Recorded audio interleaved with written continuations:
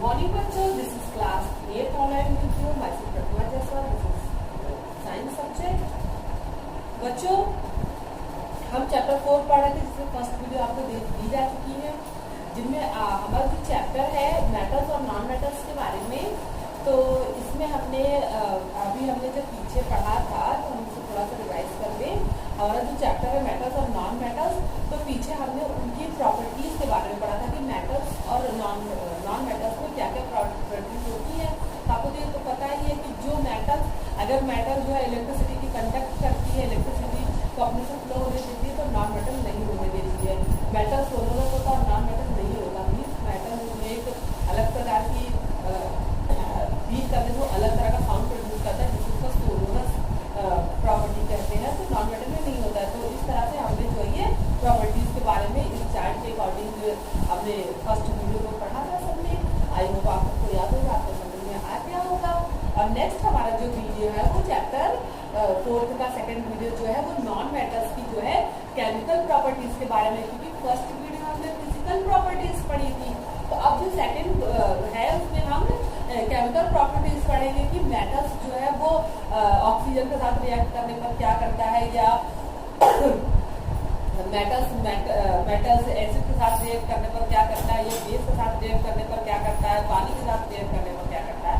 तो इसको हम इस वीडियो में ये चीज पढ़ेंगे। तो सबसे पहले हम पेज नंबर 57 पर आप देखिए, लिखा है केमिकल प्रॉपर्टीज ऑफ मेटल और नॉन मेटल। तो हम इस चैप्टर में केमिकल प्रॉपर्टीज ऑफ मेटल और नॉन मेटल पढ़ेंगे। तो सबसे पहला देखिए 57 में दिया गया है, सबसे पहले जो ऑक्सीजन से रिएक्शन। तो बच्चों जो हमारा मेटल है वो जब ऑक्सीजन से रिएक्ट करता है तो वो धातु के ऑक्साइड बनाते हैं, यानी मेटेलिक ऑक्साइड बनाता है। जब भी हम किसी मेटल को ऑक्सीजन से रिएक्ट कराते हैं तो मेटेलिक ऑक्साइड बनाता है। जैसे कि यहाँ पर देखिए, मैग्नीशियम का ऑक्सीजन के साथ रिएक्शन करने पर हमारा मैग्नीशियम ऑक्साइड बन रहा है, या सोडियम का ऑक्सीजन के साथ रिएक्शन करने पर सोडियम ऑक्साइड बन रहा है। तो जब भी मेटल ऑक्सीजन के साथ रिएक्ट करता है तो वो उसके ऑक्साइड बनाता है। जब भी कोई धातु ऑक्सीजन से रिएक्ट करता है तो वो धात्विक ऑक्साइड बनाता है, या कोई मेटल ऑक्सीजन से रिएक्ट करता है तो मेटेलिक ऑक्साइड बनाता है। ठीक है बच्चों। तो और जब नॉन मेटल का ऑक्सीजन से रिएक्ट कराते हैं तो वो क्या करते हैं, जब नॉन मेटल को ऑक्सीजन से रिएक्ट कराया जाता है तो उसके डाई ऑक्साइड बनाते हैं। मीन्स जैसे हमारा नॉन मेटल है, जैसे कि हमारा कार्बन है, कार्बन एक नॉन मेटल एक गैस होती है, या सॉलिड फॉर्म में भी कार्बन मिलती है। तो कार्बन जो हमारा नॉन मेटल जो हमारा सब्सटेंस है, तो कार्बन को जब ऑक्सीजन से रिएक्ट कराते हैं तो कार्बन डाइऑक्साइड में गैस मिलती है। मीन्स कि जब हम नॉन मेटल को ऑक्सीजन से रिएक्ट कराएंगे तो हमें डाई ऑक्साइड मिलेगा, और जब मेटल को हम ऑक्सीजन से रिएक्ट कराते हैं तो उनके मेटेलिक ऑक्साइड मिलता है। और बच्चों एक बात और ध्यान देने योग्य बात है कि जब हम कार्बन को ऑक्सीजन से रिएक्ट कराते हैं तो जो हमारा डाई ऑक्साइड मिलता है, उन्हें जब हम वाटर के साथ रिएक्ट कराते हैं तो हमें उनके एसिड प्राप्त हो जाते हैं। जैसे कि हमारा यहाँ नॉन मेटल कार्बन था, वो ऑक्सीजन के साथ रिएक्ट करने से कार्बन डाइऑक्साइड बना। फिर कार्बन डाइऑक्साइड को जब हमने हाइड्रोजन से रिएक्ट कराया, वाटर मॉलिक्यूल से रिएक्ट कराया, आपको पता है ना कि H2O वाटर मॉलिक्यूल है। तो जब हमने नॉन मेटेलिक ऑक्साइड जो डाइऑक्साइड मिला था, इनको हमने वाटर से रिएक्ट कराया तो हमें इसके एसिड मिले। देखिए कार्बन का एसिड हमें मिला, कार्बनिक एसिड मिल गया हमें। ठीक है, H2CO3 जो हमारा कार्बनिक एसिड है। या हमारा जैसे सल्फर नॉन मेटल, हमने इनको ऑक्सीजन से रिएक्ट कराया तो हमें सल्फर डाइऑक्साइड मिला। ठीक है, जब भी हम नॉन मेटल को ऑक्सीजन से रिएक्ट कराते हैं तो हमें उनके डाई ऑक्साइड मिलते हैं, और उन डाई ऑक्साइड को जब हम वाटर से रिएक्ट कराते हैं, देखिए सल्फर डाइऑक्साइड को जब वाटर से रिएक्ट कराया गया तो हमें ये सल्फ्यूरिक एसिड मिला, यानी सल्फर के ऑक्साइड मिले। तो हम ये कह सकते हैं कि जब नॉन मेटल को हम ऑक्सीजन से रिएक्ट कराते हैं तो जो हमें डाई ऑक्साइड प्राप्त होता है, जब उसको वाटर से रिएक्ट कराते हैं तो हमें उनके एसिड प्राप्त हो जाते हैं, हमें नॉन मेटल के एसिड प्राप्त हो जाते हैं। ठीक है बच्चों। और मेटल से जब ऑक्सीजन से रिएक्ट कराते हैं तो उनके हमें ऑक्साइड मिलते हैं, मेटेलिक ऑक्साइड मिलते हैं। ठीक है, तो आई थिंक आपको ये समझ में आ गया होगा कि मेटल जब ऑक्सीजन से क्रिया करते हैं तो क्या बनता है, या नॉन मेटल जब ऑक्सीजन से रिएक्ट करते हैं तो क्या बनता है। उसके बाद अब मेटल जो है ऑक्सीजन से मेटल जब वाटर से रिएक्ट करता है, तो यहाँ तो हमने मेटल ऑक्सीजन से रिएक्ट कराया है। अब जब मेटल वाटर से रिएक्ट करता है बच्चों, हाँ, लेकिन उसके पहले आपका रिवाइज और रिकॉल जो है चैप्टर पेज नंबर 59 पर रिवाइज और रिकॉल है, उसे एक बार हम लोग देखेंगे जरा कि उसमें क्या करना है। तो सबसे पहले क्वेश्चन है which of the following elements from acidic oxide. तो बच्चों एसिडिक ऑक्साइड जो है इसमें से देखिए लिथियम, सोडियम, कार्बन, बेरिलियम। तो देखिए लिथियम या सोडियम, बेरिलियम जो हमारा मेटल है, तो एसिडिक ऑक्साइड जो बनाता है वो बनाता है हमारा नॉन मेटल। तो ये हमारा जो है कार्बन बनाएगा हमारा जो है एसिडिक ऑक्साइड। तो बच्चों हमारा जो कार्बन है वो ऑक्साइड क्रिएट करेगा। ठीक, उसके बाद देखिए सेकंड क्वेश्चन जो है which of the following elements produces basic oxide. तो बच्चों जो हमारा बेसिक ऑक्साइड होगा वो मेटल प्रोड्यूस करेगा। तो हमारा सल्फर है या फास्फोरस या क्लोरीन है, ये सभी क्या है, ये सभी नॉन मेटल्स हैं। और हमारा मैग्नीशियम जो है वो मेटल है, तो ये जो है ऑक्साइड प्रोड्यूस करेगा। और which of the following element stored in kerosene. तो बच्चों इनमें से कौन से एलिमेंट को हम केरोसिन में स्टोर करते हैं। तो आपको हम बता दें कि पोटेशियम एक ऐसा ऑब्जेक्ट है जिनको हमें केरोसिन में स्टोर करना पड़ता है। उन्हें हम नॉर्मल टेम्परेचर या नॉर्मली ऐसा रख देंगे तो वो जो है वो डिजॉल्व होने लगते हैं एटमॉस्फेयर के ऑक्साइड से, जो है वो रिएक्ट तेजी से करने लगती है। इसलिए हमें पोटेशियम को जो है केरोसिन में रखना पड़ता है। ठीक बच्चों, अब देखिए हमारा जो है मेटल्स या नॉन मेटल्स का जो रिएक्शन भी तो वाटर से जो रिएक्शन है तो उसके बारे में बात करेंगे। तो देखिए मेटल्स जो होते हैं generally metals react with water to form metal oxide और मेटेलिक हाइड्रो ऑक्साइड। तो जब मेटल्स को हम से वाटर से रिएक्ट कराते हैं तो क्या मिलता है, ऑक्साइड मिलता है और हाइड्रो ऑक्साइड मिलता है। ठीक है बच्चों, ये देखिए आपको यहाँ पर ये रिएक्शन भी आपको दिख रही होगी। देखिए मेटल प्लस वाटर। तो देखिए मेटल कोई भी हो सकता है, चाहे जो भी मेटल हो, आपका सोडियम हो, मैग्नीशियम हो, जिंक हो, तो कोई भी मेटल हो सकता है। उनको हम वाटर से यानी H2O से जब रिएक्ट कराएंगे तो मेटेलिक ऑक्साइड या मेटेलिक हाइड्रो ऑक्साइड मिल सकता है और हाइड्रोजन गैस जो है वो रिलीज होगी।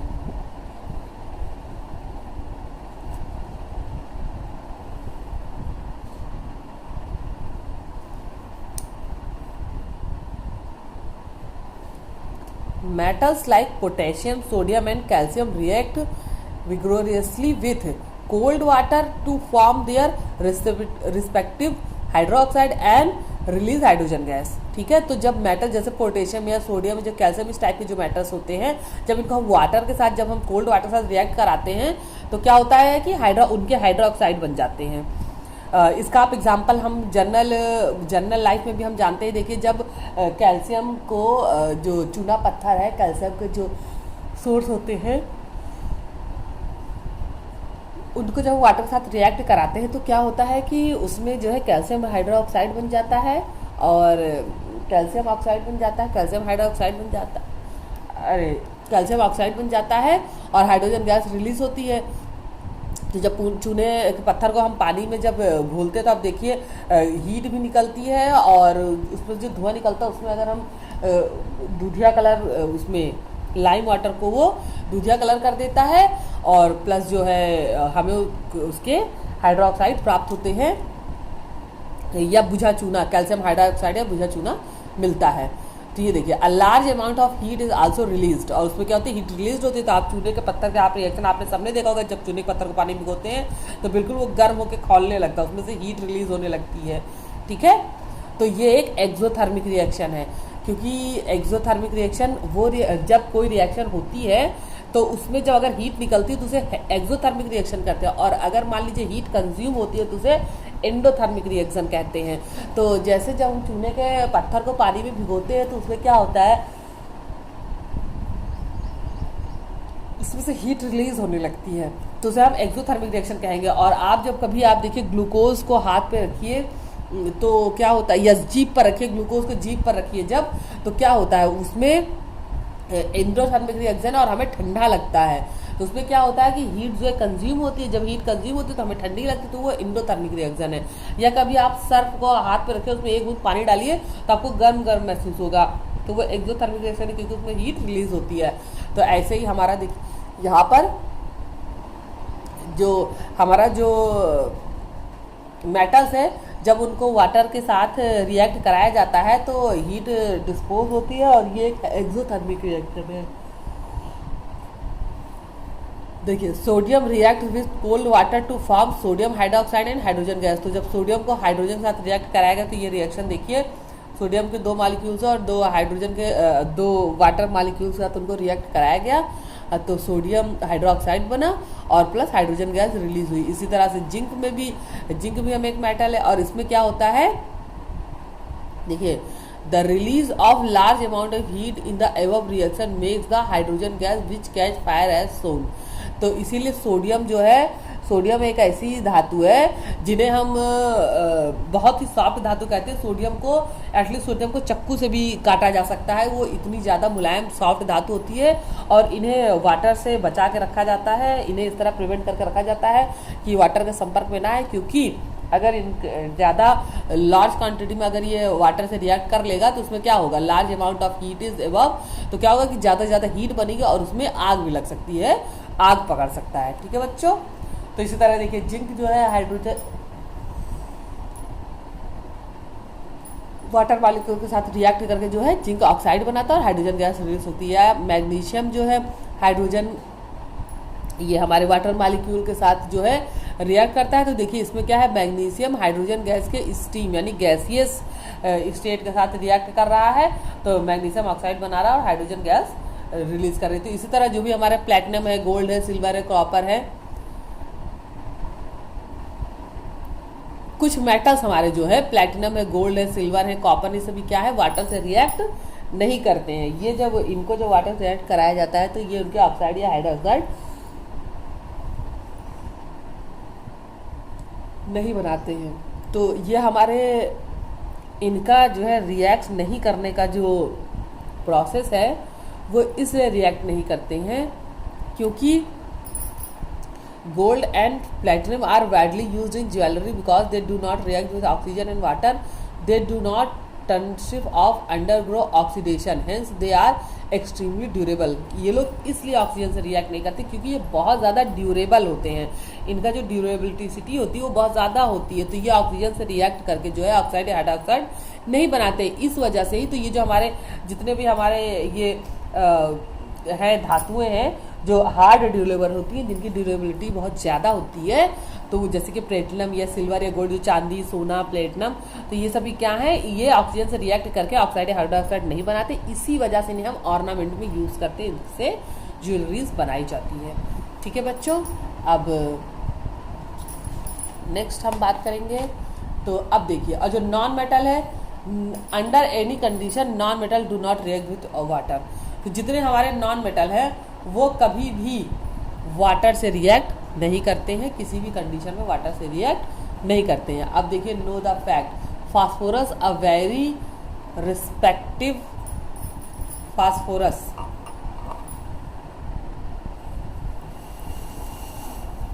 अब देखिए phosphorus a very reactive non metal that can catch fire when exposed to air is usually stored water that is does not react with water। तो फास्फोरस देखिए एक नॉन मेटल है, लेकिन ये इतना ज़्यादा हाईली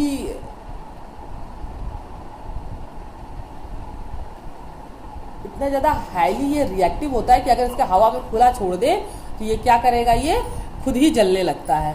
तो इसीलिए जो है इसे आप देखिए, जो हमारी मैच बॉक्स है तो उसमें देखिए रेड फास्फोरस यूज़ करते हैं। तो फास्फोरस 3 तरह के होते हैं। तो एक फास्फोरस जो होता है, जो फर्स्ट टाइप का फास्फोरस होता है, नेम आई फॉरगॉट, तो उसका क्या होता है कि उसका आप एयर में एक्सपोज कर देंगे तो उसमें आग लग जाएगी अपने आप। और जो हम लोग के मैच बॉक्स में लगा होता है टाइप 3 तरफ का फास्फोरस होता है, रेड फास्फोरस होता है। तो उसमें क्या होता है, जब हम जो हमारी मैच स्टिक्स होती हैं उनको जब हम मैच बॉक्स के सरफेस पर रगड़ते हैं, यहाँ पे फास्फोरस लगा होता है, तो दोनों के आपसी रगड़ से जो है आग लग जाती है, मतलब फायर प्रोड्यूस हो जाता है, जो हमारा वो जो है मैच स्टिक जो है वो जलने लगती है। तो मैच बॉक्स का जो कॉन्सेप्ट है वो फास्फोरस ही उसमें लगा होता है। मैच स्टिक के ऊपर भी फास्फोरस लगा होता है और मैच बॉक्स के साइड में देखिए एक तरफ वहाँ भी फास्फोरस लगा होता है। तो जब मैच स्टिक को फास्फोरस पे रगड़ते हैं तो वहाँ पे जो है वो आग पकड़ती हैं। तो इसीलिए फास्फोरस इतना, इसे हम कह सकते हैं बहुत ज़्यादा ज्वलनशील या बहुत ज़्यादा हाईली रिएक्टिंग है एयर के साथ, कि एयर से रिएक्ट करके ही उसमें फायर कैच कर लेता है। इसलिए इनको क्या है, वाटर में रखा जाता है।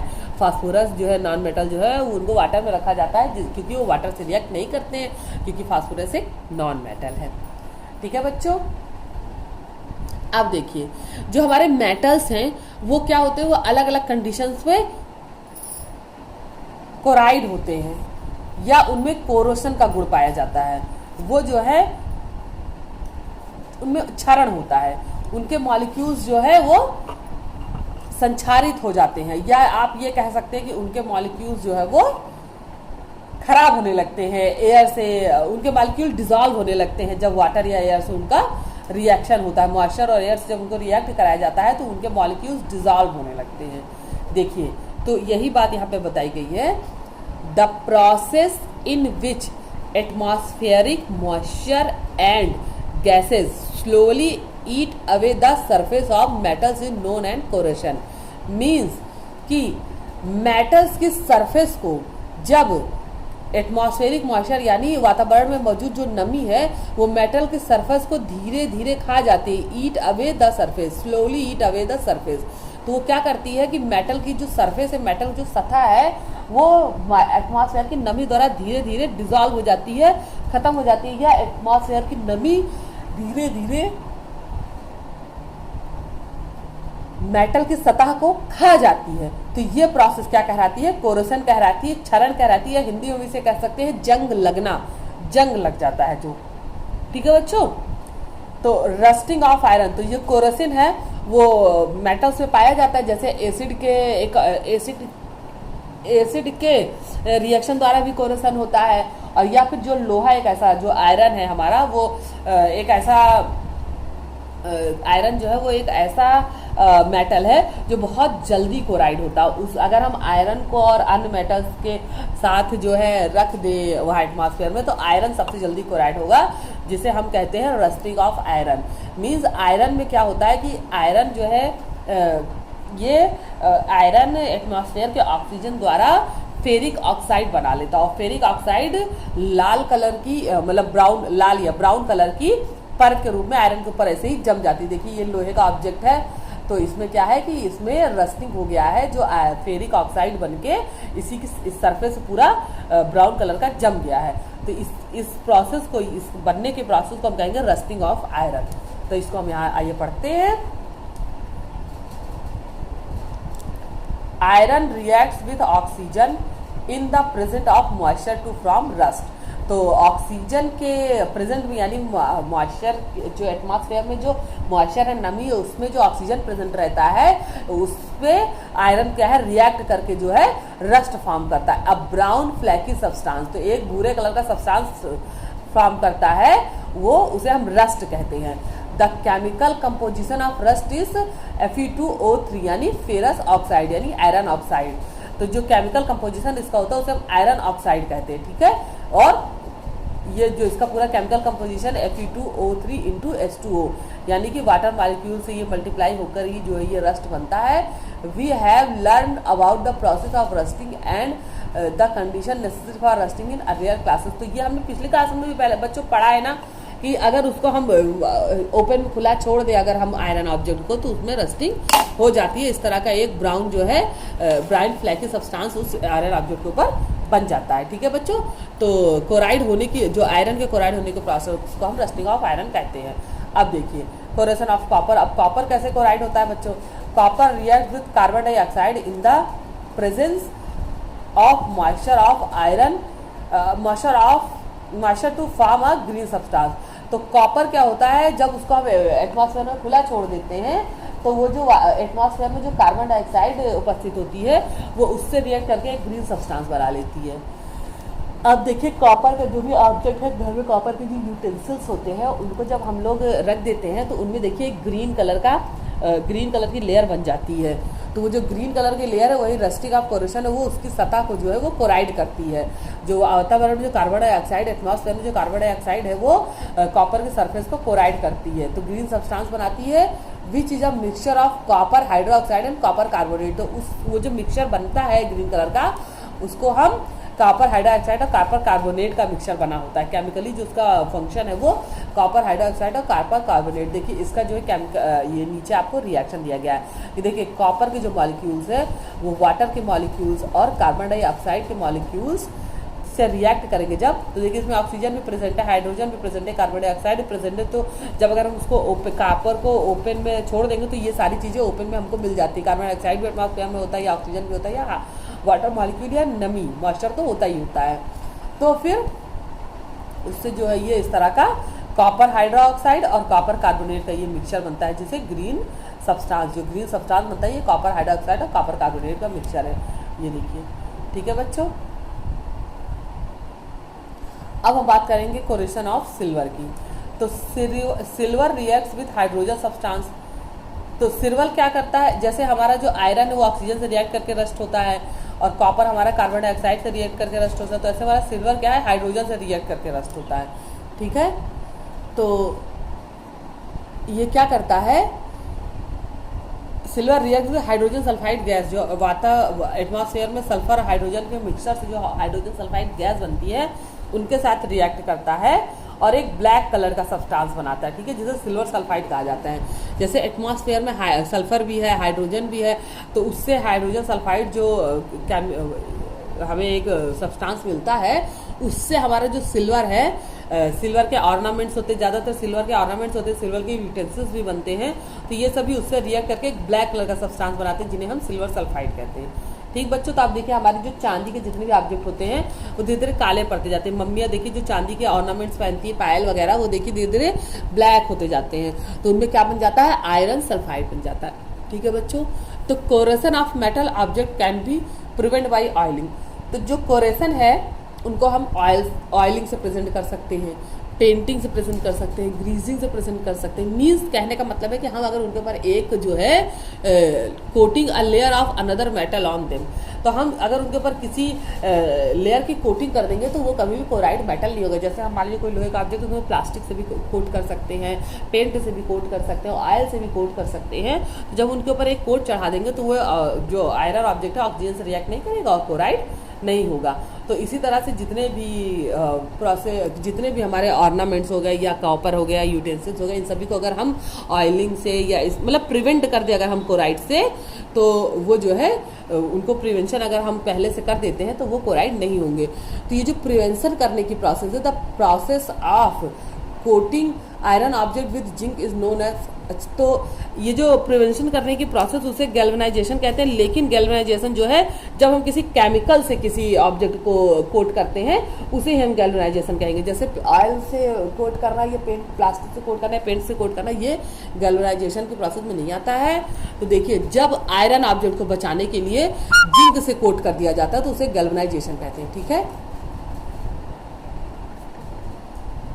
ठीक है बच्चों, तो उसी लिए देखिए उसका एग्जांपल है कि जो हमारी आयरन पाइप होती है, जो लोहे की पाइप है, जो वाटर सप्लाई के लिए यूज़ किया जाता है, उसमें क्या करता है, जिंक से उनको कोटिंग कर दिया जाता है, उनका गैल्वेनाइजेशन कर दिया जाता है, जिससे कि पाइप में रस्टिंग ना हो। तो जब केमिकल से किसी ऑब्जेक्ट को प्रिवेंट किया जाता है, रस्टिंग से प्रिवेंट किया जाता है, यानी रस्टिंग से बचाने के लिए उनको केमिकली जो है प्रिवेंट किया जाता है, तो वो प्रोसेस हमारी गैल्वेनाइजेशन कहलाती है। सभी लोग ध्यान रखें, रस्टिंग और गैल्वेनाइजेशन में क्या अंतर है। रस्टिंग बेटा वो प्रोसेस है जिसमें मेटल क्लोराइड हो जाता है, उसमें एक जो है एक लेयर बन जाती है उसके ऑक्साइड या सल्फाइड की, तो वो रस्टिंग है। जो और रस्टिंग क्या करता है, मेटल के सरफेस को धीरे धीरे खा जाता है। और गैल्वेनाइजेशन क्या है, रस्टिंग से बचाने की प्रोसेस किसी भी मेटल को, वो गैल्वेनाइजेशन है। लेकिन जब हम केमिकली किसी मेटल को रस्टिंग से बचाएंगे तो वो प्रोसेस गैल्वेनाइजेशन है। ठीक है बच्चों, तो आज की वीडियो में बस आप इतना ही पढ़ेंगे, और आपको नेक्स्ट वीडियो में जो है जो हमारे मेटल्स और नॉन मेटल्स हैं उनको रिएक्ट विथ एसिड, आपको ये वाला जो है पढ़ा जाएगा, हम इसके बारे में डिस्कस करेंगे। ठीक है बच्चों, तो अभी आपको नोट्स प्रोवाइड कर ही दिए गए, आप अपना नोट्स कंप्लीट कर लीजिए और चैप्टर जो है हमारा चैप्टर 4 है उसके नोट्स कंप्लीट कर लीजिए और पीछे का सारे चैप्टर को आप कंप्लीट रखिएगा। ठीक है बच्चों, तो good luck for your homework.